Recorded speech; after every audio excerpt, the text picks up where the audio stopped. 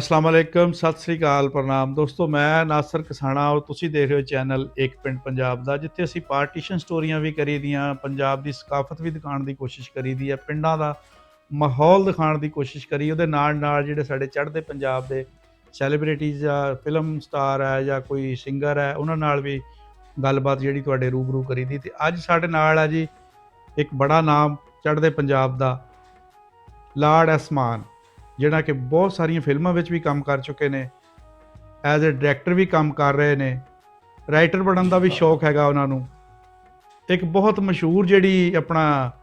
ਉੱਥੇ ਸੀਰੀਜ਼ ਚੱਲੀ ਸੀਗੀ ਤਾਰਕ ਮਹਿਤਾ ਕਾ ਉਲਟਾ ਚਸ਼ਮਾ ਉਹਦੇ ਵਿੱਚ ਸੋਢੀ ਦਾ ਕਿਰਦਾਰ ਅਦਾ ਕੀਤਾ ਸੀ ਤੇ ਅੱਜ ਸਾਡੇ ਨਾਲ ਹੈ ਜੀ ਲਾਰਡ ਐਸ ਮਾਨ ਵੈਲਕਮ ਕਰਦੇ ਹਾਂ ਜੀ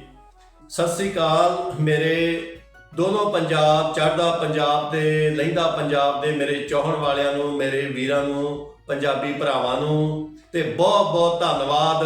ਨਾਸਰ ਕਸਾਣਾ ਸਾਹਿਬ ਦਾ ਜਿਨ੍ਹਾਂ ਨੇ ਮੈਨੂੰ ਇਹ ਮੌਕਾ ਦਿੱਤਾ ਇੰਟਰਵਿਊ ਦਾ ਜਿਸ ਨਾਲ ਮੈਂ ਲੋਕਾਂ ਦੇ ਰੂਬਰੂ ਹੋ ਸਕਾਂ ਜੀ ਬਹੁਤ ਬਹੁਤ ਧੰਨਵਾਦ ਜੀ ਹਾਂਜੀ ਦੱਸੋ ਜੀ ਹੋਰ ਸਾਹਿਬ ਕਸਾਣਾ ਸਾਹਿਬ ਠੀਕ ਠਾਕ ਹੈ ਜੀ ਸਭ ਵਧੀਆ ਜੀ ਸਭ ਵਧੀਆ ਪਹਿਲੇ ਮੈਨੂੰ ਇਹ ਦੱਸੋ ਮਾਨ ਸਾਹਿਬ ਕਿ ਤੁਸੀਂ ਜਿਹੜਾ ਨਾ ਆਪਣਾ ਇੰਡੀਆ ਦੇ ਕਿਹੜੇ ਏਰੀਏ ਨਾਲ ਆਪਣਾ ਤਾਲੁਕ ਹੈ ਜੀ ਮੇਰਾ ਪਿੰਡ ਹੈ ਜੀ ਚੜ੍ਹਦੇ ਪੰਜਾਬ 'ਚ ਜ਼ਿਲ੍ਹਾ ਕਪੂਰਥਲਾ ਵਿੱਚ ਸੁਲਤਾਨਪੁਰ ਲੋਧੀ ਬਲਾਕ ਹੈ ਜੀ ਤੇ ਇਹਦੇ ਕੋਲ ਮੇਰਾ ਪਿੰਡ ਪੈਂਦਾ ਜੀ ਛੋਟਾ ਜਿਹਾ ਪਿੰਡ ਹੈ ਲੋਧੀਵਾਲ ਅੱਛਾ ਠੀਕ ਆ ਹਾਂਜੀ ਲੋਧੀਵਾਲ ਦਾ ਰਹਿਣ ਵਾਲਾ ਜੀ ਮੈਂ ਮਾਨ ਸਾਹਿਬ ਆਪਣਾ ਇਹ ਕੈਰੀਅਰ ਜਿਹੜਾ ਤੁਸੀਂ ਫਿਲਮ ਦਾ ਜਾਂ ਡਰਾਮੇ ਦਾ ਜਾਂ ਇਹ ਕਿਸ ਤਰ੍ਹਾਂ ਮਤਲਬ ਸ਼ੁਰੂ ਕੀਤਾ ਕਦੋਂ ਸ਼ੁਰੂ ਕੀਤਾ ਇਹ ਜੀ ਇਹ ਕੀੜਾ ਸ਼ੁਰੂ ਤੋਂ ਹੀ ਸੀਗਾ ਜਾਂ ਕਿਸੇ ਵੱਲ ਦੇਖ ਕੇ ਆਇਆ ਹਾਂਜੀ ਇਹ ਜੀ ਸਕੂਲ ਵਿੱਚੋਂ ਹੀ ਸ਼ੁਰੂ ਹੋ ਗਿਆ ਸੀ ਜਦੋਂ ਪੜ੍ਹਦੇ ਹੁੰਦੇ ਸੀ ਕਬੀਰਪੁਰ ਨਾਲ ਦਾ ਪਿੰਡ ਹੈ ਉੱਥੇ ਸਕੂਲੇ ਸ਼ਨੀਵਾਰ ਨੂੰ ਜੋ ਟੀਚਰ ਸੀ ਉਹ ਕਲਾਸ ਲਾਇਆ ਕਰਦੇ ਸੀ ਗੀਤ ਸੰਗੀਤ ਦੀ ਫਿਰ ਬੂਸੋਵਾਲ ਸਕੂਲ ਇੱਥੇ ਥੋੜਾ ਬਹੁਤ ਕਰਦੇ ਰਹੇ ਜੀ ਤੇ ਥੋੜਾ ਬਹੁਤ ਮੈਨੂੰ ਲਿਖਣ ਦਾ ਸ਼ੌਕ ਸੀ ਉਸ ਟਾਈਮ ਕੈਸਟਾਂ ਨਿਕਲਦੀਆਂ ਸੀ ਤੇ ਗਾਣੇ ਵਿੱਚ ਦਈਦੇ ਸੀ ਲਾਗੇ ਪਾਸੇ ਦੇ ਕਈ ਸਿੰਗਰਾਂ ਨੇ ਗਾਣੇ ਕੱਢੇ ਤੇ ਐਜ਼ ਅ ਰਾਈਟਰ ਉਦੋਂ ਮੌਕਾ ਮਿਲਿਆ ਜੀ ਅੱਛਾ ਇਹ ਸਭ ਤੋਂ ਪਹਿਲੀ ਆਪਣੀ ਜਿਹੜੀ ਫਿਲਮ ਜਾਂ ਡਰਾਮਾ ਉਹਦਾ ਨਾਂ ਕੀ ਸੀ ਜਿਹੜਾ ਆਪਾਂ ਕੀਤਾ ਸੀਗਾ ਸਭ ਤੋਂ ਪਹਿਲਾ ਡਰਾਮਾ ਮੈਂ ਹਿੰਦੀ ਵਿੱਚ ਕੀਤਾ ਸੀ ਜੀ ਬੰਬੇ ਵਿੱਚ ਲੋ ਹੋ ਗਈ ਪੂਜਾ ਇਸ ਘਰ ਕੀ ਜਿਹੜਾ ਸਬ ਟੀਵੀ ਤੇ ਆਇਆ ਸੀ ਜੀ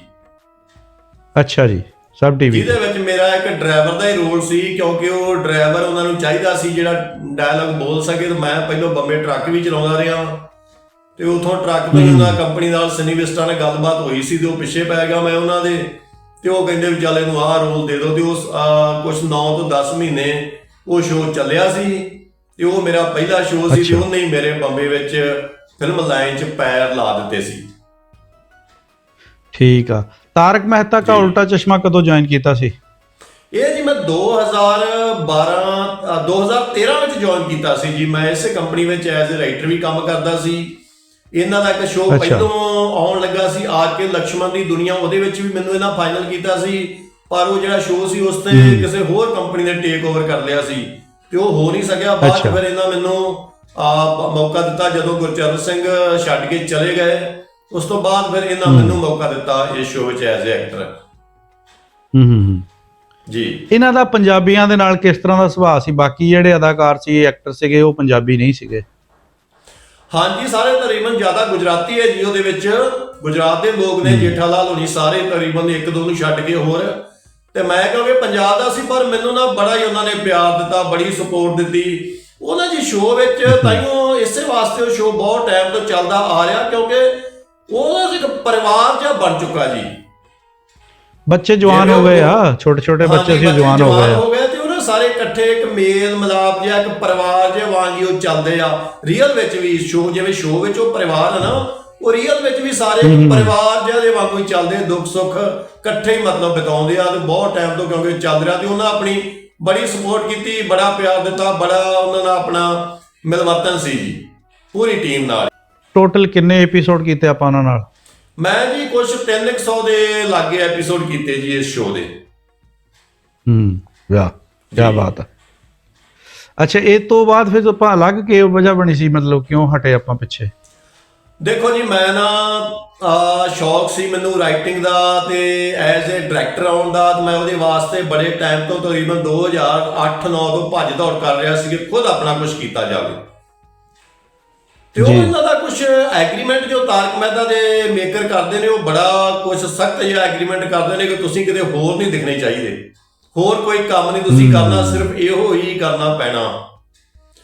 ਉਹ ਫਿਰ ਜੀ ਜਦੋਂ ਕਿਤੇ ਜਾਈਦਾ ਸੀ ਆਪਾਂ, ਕੋਈ ਸਟੋਰੀ ਸੁਣਾਈਦੀ ਸੀ, ਕੋਈ ਗੱਲਬਾਤ ਹੁੰਦੀ ਸੀ, ਤੇ ਉਹ ਬਾਏ ਦਾ ਬਾਏ ਇੱਧਰ ਦੀ ਇੱਧਰ ਫਿਰ ਪਤਾ ਲੱਗਦਾ ਸੀ, ਤੇ ਉਹ ਚੀਜ਼ਾਂ ਆਈਆਂ ਥੋੜੀਆਂ ਜਿਹੀਆਂ ਨਾ ਫਿਰ ਮੇਕਰਸ ਨੂੰ ਗੜਬੜ ਲੱਗਦੀ ਸੀ, ਤੇ ਉਹ ਕਈ ਵਾਰ ਡਿਸਪਿਊਟ ਜਿਹਾ ਹੋਇਆ ਜੀ।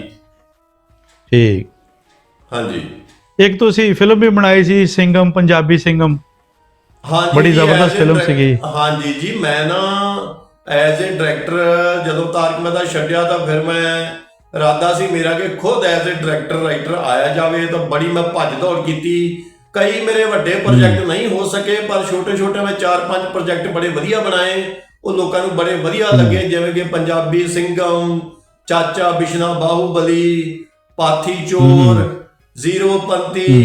ਸਿੱਖਾਂ ਦੀ ਗਊਸ਼ਾਲਾ, ਇਹ ਜੀ ਮੈਂ ਛੋਟੇ ਛੋਟੇ ਪ੍ਰੋਜੈਕਟ YouTube ਵਾਸਤੇ ਬਣਾਏ ਸੀ, ਮਤਲਬ ਜ਼ੀਰੋ ਬਜਟ ਟਾਈਪ ਦੇ ਇਹ ਸੀਗੇ ਸਾਰੇ ਪ੍ਰੋਜੈਕਟ। ਮਾਨ ਸਾਹਿਬ, ਤੁਹਾਡੇ ਨਜ਼ਦੀਕ ਜਿਹੜਾ ਤੁਹਾਡਾ ਆਪਣਾ ਬਣਾਇਆ ਹੋਇਆ ਪ੍ਰੋਜੈਕਟ ਆ ਜਾਂ ਕਿਸੇ ਦੇ ਪ੍ਰੋਜੈਕਟ ਕੰਮ ਕੀਤਾ, ਉਹ ਬਿਹਤਰੀਨ ਕਿਹੜਾ ਆ? ਨਹੀਂ ਜੀ, ਦੇਖੋ ਆਪਣੇ ਤਾਂ ਜ਼ੀਰੋ ਪ੍ਰੋਜੈਕਟ ਮਤਲਬ ਜ਼ੀਰੋ ਬਜਟ ਪ੍ਰੋਜੈਕਟ ਸੀ ਸਾਰੇ ਬਹੁਤ, ਪਰ ਇੱਥੇ ਕੀ ਆ ਵੀ ਸਭ ਕੁਝ ਆਪਣਾ ਹੀ ਹੁੰਦਾ। ਆਪਾਂ ਰਾਜੇ ਟਾਈਪ ਹਰ ਚੀਜ਼ ਨੂੰ ਆਪਾਂ ਜੋ ਆਪਣਾ ਟੈਲੈਂਟ ਆ ਉਹਨੂੰ ਐ ਇੱਕਦਮ ਕਲੀਅਰਲੀ ਲੋਕਾਂ ਨੂੰ ਦਿਖਾ ਸਕਦੇ ਹਾਂ, ਪਰ ਜਿਹੜਾ ਆਪਾਂ ਕਿਸੇ ਦੇ ਥੱਲੇ ਕੰਮ ਕਰਦੇ ਉਹਨਾਂ ਦੇ ਹਿਸਾਬ ਨਾਲ ਕਰਨਾ ਹੁੰਦਾ, ਹਰ ਚੀਜ਼ ਉਹਨਾਂ ਦੇ ਹਿਸਾਬ ਨਾਲ ਕਰਨੀ। ਜ਼ਾਰਾ ਪੁਰਜ਼ਾ ਬਣਨਾ ਪੈਂਦਾ, ਉਹਨਾਂ ਦੇ ਮੁਤਾਬਕ ਚੱਲਣਾ ਪੈਂਦਾ ਆ। ਹਾਂਜੀ ਹਾਂਜੀ, ਉਹ ਫਿਰ ਆਪਾਂ ਜੋ ਆਪਣੀ ਐਕਚੁਅਲਿਟੀ ਉਹ ਦਿਖਾ ਨਹੀਂ ਸਕਦੇ। ਜਦੋਂ ਜਿਵੇਂ ਹਿੰਦੀ ਫਿਲਮਾਂ ਦੇ ਇੱਕ ਬਹੁਤ ਮਹਾਨ ਕਲਾਕਾਰ ਨੇ ਮਹਿਮੂਦ ਸਾਹਿਬ, ਤਾਂ ਮਹਿਮੂਦ ਜੀ ਨੇ ਫਿਰ ਆਪ ਸਭ ਕੁਝ ਕੀਤਾ ਤੇ ਆਪਣਾ ਇੱਕਦਮ ਦਿਖਾ ਸਕੇ ਜੋ ਵੀ ਉਹਨਾਂ ਵਿੱਚ ਅੱਗ ਸੀ, ਪਾਵਰ ਸੀ, ਪਰ ਜੇ ਉਹ ਕਿਸੇ ਦੇ ਥੱਲੇ ਕੰਮ ਕਰਦੇ ਤੇ ਉਹ ਚੀਜ਼ਾਂ ਉਹ ਨਹੀਂ ਕਰ ਸਕਦੇ ਸੀ, ਹੈ ਨਾ, ਜਿਵੇਂ ਮਨੋਜ ਕੁਮਾਰ ਜੀ। ਤੇ ਇਸੇ ਤਰ੍ਹਾਂ ਹੀ ਮੈਂ ਵੀ ਉਹਨਾਂ ਦੀਆਂ ਰਾਹਾਂ ਤੇ ਚੱਲ ਕੇ, ਜਦ ਕਿ ਮੈਂ ਪਿਛਲੇ 4-5 ਸਾਲ ਤੋਂ ਘਰ ਹੀ ਬੈਠਾ ਵਿਹਲਾ, ਹਾਂਜੀ, ਤੇ ਕਾਫੀ ਨੁਕਸਾਨ ਵੀ ਕਰਾਇਆ ਆਪਣਾ। ਰੱਬ ਕਰੇ ਛੇਤੀ ਹੀ ਕੁਝ ਵੱਡਾ ਹੋਵੇ, ਹੁਣ ਗੱਲਾਂ ਬਾਤਾਂ ਚੱਲਣ ਲੱਗੀਆਂ, OTT ਸੈਕਟਰ ਆਇਆ ਆ, ਤੇ ਫਿਰ ਦੁਬਾਰਾ ਤੋਂ ਮੈਂ ਮਾਰਕੀਟ ਵਿੱਚ ਆਵਾਂ, ਤੇ ਕਾਫੀ ਦਿਨਾਂ ਤੋਂ ਮੈਂ ਘਰ ਵਿਹਲਾ ਬੈਠਾ, ਕੋਈ ਸੱਜਣ, ਕੋਈ ਯਾਰ ਦੋਸਤ ਜਾਂ ਕੋਈ ਹੋਰ ਪਹਿਚਾਣ ਵਾਲਾ ਮੈਨੂੰ ਕਿਸੇ ਦੀ ਦੁਕਾਨ ਦਾ ਮਹੂਰਤ ਹੁੰਦਾ, ਕਿਸੇ ਦੇ ਬੱਚੇ ਦਾ ਬਰਥਡੇ ਹੁੰਦਾ, ਤੇ ਉਹ ਗੱਡੀ ਘੱਲਦੇ ਘਰ ਲੈ ਜਾਂਦੇ ਆ, ਤੇ ਉੱਥੇ ਉਹ ਪ੍ਰੋਗਰਾਮ ਇਵੈਂਟ ਜਿਹੜਾ ਵਾ ਉਹ ਅਟੈਂਡ ਕਰ ਰਹੀਦਾ, ਮਨੋਰੰਜਨ ਕਰ ਰਹੀਦਾ ਆ, ਮਠਿਆਈ ਖਾ ਆਈਦੀ ਆ, ਥੋੜੀ ਬਹੁਤ ਡਰਿੰਕ ਕਰ ਆਈਦੀ ਆ, ਤੇ ਬਾਈ ਇਹ ਕੰਮ ਚੱਲ ਰਿਹਾ ਜੀ ਅੱਜ ਕੱਲ। ਬਾਕੀ ਇਸ ਤੋਂ ਇਲਾਵਾ ਰੱਬ ਕਰੇ ਛੇਤੀ ਹੀ ਉਹ ਮੌਕਾ ਆਵੇ ਕਿ ਮੈਂ ਕੋਈ ਵਧੀਆ ਪ੍ਰੋਜੈਕਟ ਆਪਣੇ ਚਾਹਣ ਵਾਲਿਆਂ ਦੇ ਸਾਹਮਣੇ ਲੈ ਕੇ ਆਵਾਂ। ਹਾਂਜੀ, ਠੀਕ ਹੈ ਜੀ, ਅੱਲਾਹ ਪਾ ਕੇ ਤੁਹਾਨੂੰ ਮੌਕਾ ਦੇਵੇ ਜੀ। ਅੱਛਾ, ਐਜ਼ ਏ ਡਾਇਰੈਕਟਰ ਤੁਸੀਂ ਕੰਮ ਕਰਨਾ ਚਾਹੁੰਦੇ ਆ ਜਾਂ ਕਰ ਰਹੇ ਆ, ਇਹਦੇ ਵਿੱਚ ਤੁਹਾਡੀ ਕੀ ਆ ਹੁੰਦਾ ਹੀ ਹੈ ਨਾ ਬੰਦੇ ਦਾ, ਵੀ ਅਗਰ ਮੈਂ ਆਹ ਬਣਾਂਗਾ ਡਾਇਰੈਕਟਰ ਤੇ ਮੈਂ ਆਹ ਕੰਮ ਕਰਨਾ ਚਾਹੁੰਦਾ? ਹਾਂਜੀ, ਦੇਖੋ ਜੀ, ਮੈਂ ਨਾ ਪਿਛਲੇ 5 ਸਾਲ ਤੋਂ ਭੱਜ ਦੌੜ ਕੀਤੀ, ਪਰ ਕਿਉਂਕਿ ਮੈਂ ਹੈਦਰਾਬਾਦ ਤੋਂ ਕਾਫੀ ਕੰਮ ਸਿੱਖਿਆ ਆ, ਤੇ ਉੱਥੇ ਉਹਨਾਂ ਲੋਕਾਂ ਨਾਲ ਰਿਹਾ, ਤੇ ਕਿਤਾਬਾਂ ਵੀ ਬਹੁਤ ਮੈਂ ਪੜ੍ਹ ਚੁੱਕਾ ਅੱਜ ਤੱਕ, ਥਾਂ ਜਾ ਕੇ ਕਿਤਾਬਾਂ ਪੜ੍ਹਨ ਦਾ ਸ਼ੌਂਕ ਸੀ। ਤੇ ਉਹ ਫਿਰ ਥੋੜਾ ਜਿਹਾ ਨਾ ਮਤਲਬ ਜਿਹੜਾ ਉਹ ਫਿਲਮ ਇੰਡਸਟਰੀ ਵਿੱਚ ਚੱਲਦਾ ਸੀ, ਹੁਣ ਤੱਕ ਪਿਆਰ ਹੋ ਗਿਆ, ਫਿਰ ਮਾਰਦਾੜ ਹੋ ਗਈ, ਫਿਰ ਪਿਓ ਨਹੀਂ ਮੰਨਦਾ, ਫਿਰ ਵਿਲਨ ਆ ਗਿਆ, ਉਹ ਚੀਜ਼ਾਂ ਹੁਣ ਖਤਮ ਹੁੰਦੀਆਂ ਜਾ ਰਹੀਆਂ। ਮੈਂ ਬਹੁਤ ਕੋਸ਼ਿਸ਼ ਕੀਤੀ ਪਿਛਲੇ 4-5 ਸਾਲ ਵਿੱਚ ਕਿ ਇਹ ਚੀਜ਼ਾਂ ਖਤਮ ਹੋ ਗਈਆਂ। ਮੇਕਰਸ ਨੂੰ ਬਹੁਤ ਕਿਹਾ, ਇਨਵੈਸਟਰਸ ਨੂੰ, ਕਿ ਇਹ ਬੰਦ ਕਰੋ, ਹੁਣ ਬਸ ਕਰੋ, ਨਵੀਆਂ ਚੀਜ਼ਾਂ ਬਾਰੇ ਸੋਚੋ, ਪਰ ਕਿਸੇ ਦਾ ਵੀ ਮੇਰਾ ਨਾ ਕੋਈ ਪ੍ਰੋਜੈਕਟ ਸਮਝ ਨਹੀਂ ਆਇਆ। ਤੁਹਾਨੂੰ ਮੈਂ ਦੱਸਦਾ ਕਿ ਮੈਂ ਕੁਝ 5 ਤੋਂ 6 ਪੰਜਾਬੀ ਪ੍ਰੋਜੈਕਟ ਪੂਰੇ ਡਿਜ਼ਾਈਨ ਕਰਕੇ ਬੈਠਾ ਆ, ਪਰ ਉਹ ਰੱਬ ਕਰੇ ਹੁਣ ਉਹਨਾਂ ਦਾ ਮੌਕਾ ਆ ਚੁੱਕਾ ਆ। ਬਹੁਤ ਜਲਦੀ ਰੱਬ ਕਰੇ ਕੋਈ ਨਾ ਕੋਈ ਪ੍ਰੋਡਿਊਸਰ ਆਪਾਂ ਨੂੰ ਆਪਣੇ ਵਾਸਤੇ ਤਿਆਰ ਹੋਏਗਾ। ਮੈਂ ਤੁਹਾਨੂੰ ਦੱਸਦਾ ਜੀ, ਕੁਝ ਇਹੋ ਜਿਹੇ ਪ੍ਰੋਜੈਕਟ ਆ ਜਿਵੇਂ ਕਿ ਆਪਣੇ ਰੀਲਾਂ ਵਾਲੀ ਨੌ ਜੋ ਅੱਜ ਕੱਲ ਚੱਲਦਾ, ਫਿਰ ਇੱਕ ਪ੍ਰੋਜੈਕਟ ਆ ਜੀ ਟਿਕਟੋਕਰ ਬਿੱਲੋ ਵਰਸਸ ਗਡਾਂਸੀ ਗੈਂਗ, ਫਿਰ ਇੱਕ ਪ੍ਰੋਜੈਕਟ ਆ ਜੀ ਦਾ ਗ੍ਰੇਟ ਚਮਾਰ, ਫਿਰ ਇੱਕ ਪ੍ਰੋਜੈਕਟ ਆ ਜੀ, ਹਾਂਜੀ, ਫਿਰ ਇੱਕ ਪ੍ਰੋਜੈਕਟ ਆ ਜੀ ਚੰਡੀਗੜ੍ਹ ਨਾਈਟਸ। ਇਸ ਤਰ੍ਹਾਂ ਦੇ ਬੜੇ ਹੀ ਅਲੱਗ-ਅਲੱਗ ਪ੍ਰੋਜੈਕਟ ਨੇ ਮੇਰੇ ਕੋਲ। ਇੱਕ ਪ੍ਰੋਜੈਕਟ ਹੈ ਜੀ ਮੇਰੇ ਕੋਲ ਰੰਡੀ, ਇੱਕ ਪ੍ਰੋਜੈਕਟ ਹੈ ਜੀ ਮੇਰੇ ਕੋਲ ਪੰਜਾਬੀ ਸ਼ੋਲੇ। ਤੇ ਹੁਣ ਉਹ ਮੈਨੂੰ ਖੁਦ ਨਾਲ ਕੁਝ ਫੀਲਿੰਗਸ ਜੀਆਂ ਆਉਣ ਡੈ ਪਈਆਂ ਕਿ ਹੁਣ ਆਪਣਾ ਟਾਈਮ ਆ ਚੁੱਕਾ, ਬਹੁਤ ਛੇਤੀ ਆਪਾਂ ਇਸ ਵਾਸਤੇ ਕੁਝ ਕਰਾਂਗੇ ਵਧੀਆ, ਕਿਉਂਕਿ ਹੁਣ ਮੇਕਰਸ ਨੂੰ ਵੀ ਲੱਗ ਗਿਆ ਪਤਾ ਕਿ ਉਹ ਪੁਰਾਣਾ ਨਹੀਂ ਚੱਲਣਾ, ਕੁਝ ਨਵਾਂ ਹੀ ਬਣਾਉਣਾ ਪੈਣਾ ਆ। ਤੇ ਉੱਪਰ ਵਾਲੇ ਦੀ ਕਿਰਪਾ ਨਾਲ ਬਹੁਤ ਛੇਤੀ ਹੀ ਆਪਾਂ ਕੁਝ ਹੋ ਜਾ, ਕਿਉਂਕਿ ਕਿਉਂਕਿ ਟਾਈਮ ਵੀ ਉਹ ਚਾਹੀਦਾ ਨਾ ਹੋਣਾ, ਕਿਉਂਕਿ ਪਹਿਲੋਂ 5 ਸਾਲ ਪਹਿਲੋਂ ਲੋਕਾਂ ਦੇ ਉਹ ਮਨ 'ਚ ਹੈ ਨਹੀਂ ਬਿਲਕੁਲ time ਸੀਗੇ ਚਾਹੀਦਾ। ਆਹ ਚੀਜ਼ਾਂ ਵੀ ਆਉਣਗੀਆਂ। ਪਰ ਹੁਣ ਕੀ ਸੋਸ਼ਲ ਮੀਡੀਆ ਜਿਹੜਾ ਐਕਟਿਵ ਹੋਇਆ ਆ, ਨਵੇਂ ਪਲੇਟਫਾਰਮ ਆਏ ਆ, ਇਹ ਨਵੀਆਂ ਚੀਜ਼ਾਂ ਹੀ ਲੱਭਦੇ ਆ। ਤੇ ਹੁਣ ਮੌਕਾ ਜੀ ਤੇ ਉੱਪਰ ਵਾਲੇ ਦੀ ਕਿਰਪਾ ਹੋਈ, ਆਗਿਆ ਹੋਈ ਤੇ ਆਪਾਂ ਬਹੁਤ ਜਲਦੀ ਇਹਨਾਂ ਪ੍ਰੋਜੈਕਟਾਂ ਦੇ ਵਰਕ ਕਰਾਂਗੇ ਜੀ। ਮਾਨ ਸਾਹਿਬ, ਆਪਣੀਆਂ ਟੋਟਲ ਜਿਹੜੀਆਂ ਛੋਟੀਆਂ ਵੱਡੀਆਂ ਫਿਲਮਾਂ ਕੀ ਨਾਂ ਉਹਨਾਂ ਦੇ ਦੱਸੋ, ਸਾਡੇ ਦੇਖਣ ਵਾਲੇ ਸਰਚ ਕਰਕੇ ਉਹ ਵੀ ਦੇਖਣਗੇ। ਜੀ ਆਪਣੇ ਜਿਹੜੀਆਂ ਜੋ ਆਪਾਂ ਕਰਨਾ ਚਾਹੁੰਦੇ ਆ ਜੀ, ਜਿਹੜੀਆਂ ਕਰ ਲਈਆਂ, ਹਾਂਜੀ, ਜੋ ਆਪਾਂ ਕੀਤੀਆਂ ਜੀ ਹੁਣ ਤੱਕ, ਜ਼ੀਰੋਪੰਤੀ ਹੈ, ਆਨੰਦ ਮਿਊਜ਼ਿਕ ਨੇ ਰਿਲੀਜ਼ ਕੀਤੀ ਸੀ, ਬਹੁਤ ਵੱਡੀ ਕੰਪਨੀ ਆ ਪੰਜਾਬ ਦੀ। ਫਿਰ ਸੈਕੰਡ ਆਈ ਸੀ ਚਾਚਾ ਬਿਸ਼ਨਾ ਬਾਹੂਬਲੀ, ਫਿਰ ਆਈ ਸੀ ਪਾਥੀ ਚੋਰ, ਫਿਰ ਆਈ ਸੀ ਪੰਜਾਬੀ ਸਿੰਘਮ, ਫਿਰ ਇੱਕ ਫਿਲਮ ਡਾਕੂਮੈਂਟਰੀ ਫਿਲਮ ਕੀਤੀ ਸੀ ਮੈਂ ਸਿੱਖਾਂ ਦੀ ਗਊਸ਼ਾਲਾ। ਇੱਕ ਦੋ ਛੋਟੀਆਂ ਫਿਲਮਾਂ ਮੈਂ ਬੰਬੇ ਜਾ ਕੇ ਬਣਾਈਆਂ 10-10 ਮਿੰਟ ਦੀਆਂ, ਪਰ ਉਹ ਕੁਛ ਨਾ ਜੋ ਇਨਵੈਸਟਰ ਸੀ ਉਹਨਾਂ ਨਾਲ ਕੋਈ ਗੱਲਬਾਤ ਬਣੀ ਨਹੀਂ, ਉਹਨਾਂ ਅੱਗੇ ਚਾਹਿਆ ਨਹੀਂ ਤੇ ਉਹ ਉਦਾਂ ਹੀ ਪਈਆਂ ਬੰਬੇ। ਮੈਂ ਬਾਅਦ ਚ ਗਿਆ ਨਹੀਂ ਮੁੰਬਈ, ਹੁਣ ਜਾਵਾਂਗਾ ਤੇ ਉਹ ਵੀ ਪੂਰੀਆਂ। ਤੇਰੇ ਬਿਨ ਲਾਦਨ, ਇਹ ਜੀ ਤੇਰੇ ਬਿਨ ਲਾਦਨ ਫਿਲਮ ਜਿਹੜੀ 2008 ਚ ਆਈ ਸੀ, ਇਹਦੇ ਵਿੱਚ ਮੈਂ ਕੰਮ ਕੀਤਾ ਸੀ ਜੀ ਐਜ਼ ਏ ਐਕਟਰ ਕੰਮ ਕੀਤਾ ਸੀ। ਠੀਕ ਹੈ ਜੀ। ਕੀ ਰੋਲ ਸੀ ਆਪਣਾ ਉਹਦੇ ਵਿੱਚ? ਆਪਣਾ ਉਹ 'ਚ ਪਠਾਨ ਦਾ ਰੋਲ ਸੀ। ਰੋਲ ਤਾਂ ਕਾਫੀ ਵੱਡਾ ਸੀ ਪਰ ਉਹ ਛੋਟਾ ਜਿਹਾ ਹੀ ਦਿਖਿਆ, ਔਰ ਮੈਨੂੰ ਤਾਂ ਇਹ ਵੀ ਪਤਾ ਨਹੀਂ ਸੀ ਕਿ ਅਸੀਂ ਇਹ ਫਿਲਮ ਕਿਹੜੀ ਆ। ਉਹ ਜਦੋਂ ਰਿਲੀਜ਼ ਹੋਈ ਤਾਂ ਕੁਝ ਲੋਕ ਦੇਖਣ ਗਏ ਤੇ ਉਹਨਾਂ ਮੈਨੂੰ ਆ ਕੇ ਦੱਸਿਆ, ਯਾਰ ਤੂੰ ਤਾਂ ਇਹਦੇ ਵਿੱਚ ਪਠਾਨ ਬਣਿਆ। ਫਿਰ ਮੈਨੂੰ ਯਾਦ ਆ ਕਿ ਅੱਛਾ ਉਹ ਕੰਮ ਕੀਤਾ ਸੀ ਇੱਕ, ਅੱਛਾ ਉਹ ਇਹ ਫਿਲਮ ਸੀ। ਫਿਲਮ ਹਿੱਟ ਹੋਈ ਤਾਂ ਉਹ ਰੋਲ ਤਾਂ ਛੋਟਾ ਜਿਹਾ ਸੀ ਪਰ ਲੋਕਾਂ ਨੇ ਬੜਾ ਉਹਨੂੰ ਸਰਾਹਿਆ ਜੀ। ਮਾਨ ਸਾਹਿਬ, ਹੁਣ ਜਿਸ ਤਰ੍ਹਾਂ ਆਪਣੇ ਲਹਿੰਦੇ ਚੜ੍ਹਦੇ ਦੇ ਅਦਾਕਾਰ ਇਕੱਠੇ ਹੋ ਕੇ ਬਾਹਰ ਦੇ ਮੁਲਕਾਂ 'ਚ ਜਾ ਕੇ ਇਕੱਠੀਆਂ ਫਿਲਮਾਂ ਬਣਾਉਂਦੇ ਆ, ਸਾਂਝੀ ਫਿਲਮ ਬਣਦੀ ਆ, ਕਿ ਇਦਾਂ ਨਹੀਂ ਹੋਣਾ ਚਾਹੀਦਾ ਕਿ ਇਹ ਜਿਹੜੀਆਂ ਚੀਜ਼ਾਂ ਆਪਾਂ ਅਦਾਕਾਰਾਂ ਨੂੰ ਕਮ ਸੇ ਕਮ ਜਿਹੜੇ ਆ ਉਹਨਾਂ ਨੂੰ ਇੰਨੀ ਕੁ ਸ਼ੂਟ ਹੋਣੀ ਚਾਹੀਦੀ ਵੀ ਇੱਕ ਦੂਜੇ ਦੇ ਮੁਲਕਾਂ 'ਚ ਜਾ ਕੇ ਫਿਲਮ ਸ਼ੂਟ ਕਰ ਸਕਣ? ਜੀ ਦੇਖੋ, ਕਲਾਕਾਰਾਂ ਵਾਸਤੇ ਬਹੁਤ ਕੁਝ ਹੋਣਾ ਚਾਹੀਦਾ। ਜੋ ਸਿਨੇਮਾ 1980 ਤੋਂ ਪਹਿਲਾਂ ਸੀ ਇੰਡੀਆ ਵਿੱਚ, ਉਹ ਹੁਣ ਹੈ ਨਹੀਂ। ਹੁਣ ਤਾਂ ਨਾ ਨਕਲੀ ਜਿਹੇ ਲੋਕ ਆ ਗਏ, ਫਰਾਡ ਜਿਹੇ ਲੋਕ, ਚੋਰ ਜਿਹੇ ਲੋਕ, ਘਟੀਆ ਜੀ ਕੁਆਲਿਟੀ ਦੇ ਲੋਕ, ਹੈ ਨਾ, ਇੱਕ ਨਕਲੀ ਚੀਜ਼ਾਂ ਦਾ ਸਹਾਰਾ ਲੈ ਕੇ ਵਾਇਰਲ ਹੋਣਾ ਚਾਹੁੰਦੇ ਆ। ਪਰ ਜੋ 1980 ਤੋਂ ਪਹਿਲਾਂ ਸਿਨੇਮਾ ਸੀ ਉਹ ਬੜਾ ਵਧੀਆ ਸੀ। ਕਿਸੇ ਨੂੰ ਪਤਾ ਹੀ ਨਹੀਂ ਦੱਸਦੇ ਕਿ ਜਾਤ ਪਾਤ ਕੀ ਹੁੰਦੀ ਆ। ਇਹ ਦੇਸ਼ ਕਲਾਕਾਰ ਨੂੰ ਕਿਸੇ ਦੇਸ਼ ਦੀ ਸਰਹੱਦ ਜਿਵੇਂ ਇੱਕ ਜਾਨਵਰ ਆ, ਇਹ ਗੱਲ ਆ, ਹੈ ਨਾ, ਤੇ ਉਵੇਂ ਕਲਾਕਾਰਾਂ ਨੂੰ ਬਿਲਕੁਲ ਇਹ ਸਰਹੱਦਾਂ ਦਾ ਬਾਉਂਡੇਸ਼ਨ ਨਹੀਂ ਪਾਉਣੀ ਚਾਹੀਦੀ। ਹਰ ਕੋਈ ਜਿਵੇਂ ਇਹਨਾਂ ਲਈ ਕੋਈ ਬਾਉਂਡਰੀ ਨਹੀਂ ਹੋਣੀ ਚਾਹੀਦੀ। ਬਿਲਕੁਲ ਜੀ। ਪੰਜਾਬ, ਕਿਉਂਕਿ ਦੇਖੋ ਜੀ, ਜਦੋਂ ਜਿਵੇਂ ਕਿ ਐਸ ਪੰਜਾਬ ਵਾਲੇ ਤੁਹਾਡੇ ਪਾਕਿਸਤਾਨ ਜਾ ਕੇ ਸ਼ੂਟਿੰਗ ਕਰਨਗੇ ਤਾਂ ਉੱਥੋਂ ਦਾ ਕੁਝ ਨਾ ਕੁਝ ਕਲਚਰ ਦਿਖਾਉਣਗੇ, ਲੋਕਾਂ ਨੂੰ ਪਤਾ ਚੱਲੂਗਾ। ਤੁਹਾਡੇ ਮੇਕਰ ਇੱਧਰ ਆ ਕੇ ਸ਼ੂਟਿੰਗ ਕਰਨਗੇ ਤਾਂ ਪਤਾ ਚੱਲੂਗਾ। ਉਹ ਚੀਜ਼ਾਂ ਹੋਣੀਆਂ ਚਾਹੀਦੀਆਂ ਆ। ਪਰ ਚਲੋ ਕੋਈ ਗੱਲ ਨਹੀਂ, ਰੱਬ ਕਰੇ ਉਹ ਵੀ ਬਹੁਤ ਛੇਤੀ ਹੋ ਜਾਏਗਾ। ਹਾਂਜੀ, ਹੋ ਜਾਏਗਾ। ਜਿੱਥੇ ਇੰਨਾ ਹੋ ਗਿਆ ਉੱਥੇ ਉਹ ਵੀ ਹੋ ਜਾਏਗਾ। ਬਿਲਕੁਲ ਜੀ। ਦੁਨੀਆ ਇੱਕ ਪਿੰਡ ਵਾਂਗ ਬਣਦੀ ਜਾ ਰਹੀ ਆ ਤੇ ਹੌਲੀ ਹੌਲੀ ਲੋਕ ਮਿਲਦੇ ਜਾ ਰਹੇ ਆ, ਹੈ ਨਾ। ਮਾਨ ਸਾਹਿਬ, ਤੁਹਾਨੂੰ ਪਾਕਿਸਤਾਨੀ ਅਦਾਕਾਰਾਂ ਵਿੱਚੋਂ ਕਿਹੜਾ ਅਦਾਕਾਰ ਪਸੰਦ ਆ?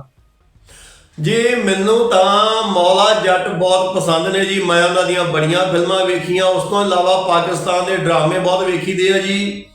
ਕਿਉਂਕਿ ਪਾਕਿਸਤਾਨੀ ਸਿਨੇਮਾ ਹਿੰਦੁਸਤਾਨੀ ਸਿਨੇਮਾ ਵਾਂਗ ਉਹ ਚਾਹੀਆਂ ਜ਼ਰੂਰ ਨਹੀਂ ਛੂ ਸਕਿਆ, ਪਰ ਜੋ ਵੀ ਚੀਜ਼ਾਂ ਪਾਕਿਸਤਾਨ 'ਚ ਬਣੀਆਂ ਨਾ, ਜੋ ਵੀ ਪ੍ਰੋਜੈਕਟ ਬਣੇ, ਉਹ ਬੜੇ ਪਿਆਰੇ ਪ੍ਰੋਜੈਕਟ ਬਣੇ ਆ, ਬੜੇ ਵਧੀਆ ਪ੍ਰੋਜੈਕਟ ਬਣੇ ਆ। ਹਾਂਜੀ ਜੀ ਬਿਲਕੁਲ। ਬਹੁਤ ਮਤਲਬ ਲੈਵਲ ਆ, ਬਹੁਤ ਕਲਾ ਆ ਪਾਕਿਸਤਾਨ ਦੇ ਲੋਕਾਂ 'ਚ, ਤੇ ਬਹੁਤ ਜਲਦੀ ਮੈਨੂੰ ਲੱਗਦਾ ਕਿ ਉੱਥੇ ਵੀ ਜਿਵੇਂ ਹਿੰਦੁਸਤਾਨ 'ਚ ਇੱਕ ਵਧੀਆ ਇੰਡਸਟਰੀ ਸਟੈਬਲਿਸ਼ ਹੋ ਚੁੱਕੀ, ਉੱਥੇ ਵੀ ਵਧੀਆ ਇੰਡਸਟਰੀ ਸਟੈਬਲਿਸ਼ ਹੋਵੇਗੀ। ਆਖਰ ਵਿੱਚ ਦਰਸ਼ਕਾਂ ਨੂੰ ਕੀ ਕਹਿਣਾ ਚਾਹੋਗੇ ਤੁਸੀਂ? ਜੀ ਮੈਂ ਦੇਖੋ ਦਰਸ਼ਕਾਂ ਨੂੰ ਇਹੋ ਹੀ ਕਹਿਣਾ ਚਾਹਾਂਗਾ ਕਿ ਵਕਤ ਇਸ ਟਾਈਮ ਬਹੁਤ ਵਧੀਆ ਨਹੀਂ ਹੈ ਪੂਰੀ ਦੁਨੀਆ ਵਿੱਚ ਹੀ, ਹੈ ਨਾ, ਤੇ ਮਾਹੌਲ ਜਿਹਾ ਗੜਬੜ ਜਿਹਾ ਚੱਲਣ ਡਿਆ। ਤੇ ਭਾਈ ਆਪਣਾ ਖਿਆਲ ਰੱਖੋ, ਨਸ਼ਿਆਂ ਤੋਂ ਬਚੋ ਤੇ ਚੰਗੀ ਇੰਟਰਟੇਨਮੈਂਟ ਦੇਖੋ, ਸਸਤੀਆਂ ਤੇ ਫੇਕ ਚੀਜ਼ਾਂ ਨਾ ਦੇਖੋ, ਰਲ ਮਿਲ ਕੇ ਰਹੋ, ਆਪਣਾ ਤੇ ਆਪਣੇ ਬੱਚਿਆਂ ਦਾ ਵਿਕਾਸ ਕਰੋ, ਬੱਚਿਆਂ ਨੂੰ ਵਧੀਆ ਐਜੂਕੇਸ਼ਨ ਦਿਵੋ, ਵਧੀਆ ਖਾਓ ਪੀਓ, ਚੰਗੀ ਸਿਹਤ ਬਣਾ ਕੇ ਰੱਖੋ, ਫਾਲਤੂ ਖਰਚੇ ਨਾ ਕਰੋ। ਬਸ ਕੁਝ ਇਹੋ ਜਿਹੀਆਂ ਚੀਜ਼ਾਂ ਮੈਂ ਖਾਸ ਕਰ ਪੰਜਾਬ ਦੇ ਲੋਕਾਂ ਨੂੰ ਕਹਿਣਾ ਚਾਹਾਂਗਾ, ਕਿਉਂਕਿ ਪੰਜਾਬ ਵਿੱਚ ਜਿਹੜੀਆਂ ਸਮੱਸਿਆ ਹੈਗੀਆਂ ਤੇ ਉਹਨਾਂ ਦੇ ਹਿਸਾਬ ਨਾਲ ਮੈਂ ਇਹ ਗੱਲ ਕਹਿ ਰਿਹਾ ਜੀ। ਸਾਡੇ ਨਾਲ ਸੀਗੇ ਜੀ ਲਾਰਡ ਐਸ ਮਾਨ, ਮੰਝੇ ਹੋਏ ਅਦਾਕਾਰ, ਡਾਇਰੈਕਟਰ, ਰਾਈਟਰ, ਚੜ੍ਹਦੇ ਪੰਜਾਬ ਤੋਂ। ਉਮੀਦ ਕਰਦੇ ਹਾਂ ਤੁਹਾਨੂੰ ਸਾਡੀ ਜਿਹੜੀ ਗੱਪਸ਼ਪ ਲੱਗੀ ਉਹ ਪਸੰਦ ਆਈ ਹੋਏਗੀ। ਤੇ ਸਰਚ ਕਰੋ ਇਹਨਾਂ ਦੀਆਂ ਜਿਹੜੀਆਂ ਵੀਡੀਓ ਬਣੀਆਂ ਆ, ਫਿਲਮਾਂ ਬਣਾਈਆਂ, ਉਹਨਾਂ ਨੂੰ ਦੇਖੋ, ਉਹਨਾਂ ਨੂੰ ਵੀ ਲਾਈਕ ਸਬਸਕ੍ਰਾਈਬ ਕਰੋ ਤੇ ਇਹਨਾਂ ਦੇ ਆਉਣ ਵਾਲੇ ਜਿਹੜੇ ਪ੍ਰੋਜੈਕਟ ਆ ਉਹਨਾਂ ਦਾ ਵੀ ਇੰਤਜ਼ਾਰ ਕਰੋ।